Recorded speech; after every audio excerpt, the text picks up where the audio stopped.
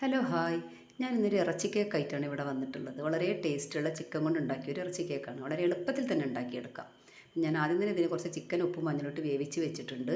ഒന്ന് പൊടിച്ച് വെച്ചിട്ടുണ്ട് അത്.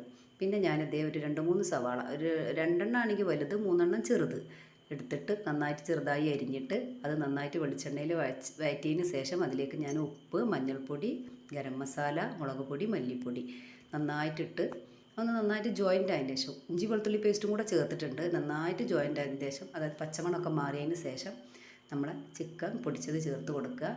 എന്നിട്ട് അതൊന്ന് മിക്സ് ആയതിന് ശേഷം അതിലേക്ക് ഞാൻ കറിവേപ്പിലയും മല്ലിച്ചപ്പും കൂടെ ചേർത്ത് കൊടുത്തു. എന്നിട്ട് നന്നായിട്ടൊന്ന് മിക്സ് ചെയ്തെടുത്തു. അന്ന് ചൂടാറിയതിന് ശേഷം അതിലേക്ക് ഞാൻ 5 കോഴിമുട്ട ചേർത്ത് കൊടുത്തു. അത് ഞാൻ 5 കോഴിമുട്ട മിക്സിയിൽ ഉപ്പും കുരുമുളകും ഇട്ടിട്ട് നന്നായിട്ടൊന്ന് അടിച്ചെടുത്തതിന് ശേഷമാണ് ചേർത്ത് കൊടുത്തത്.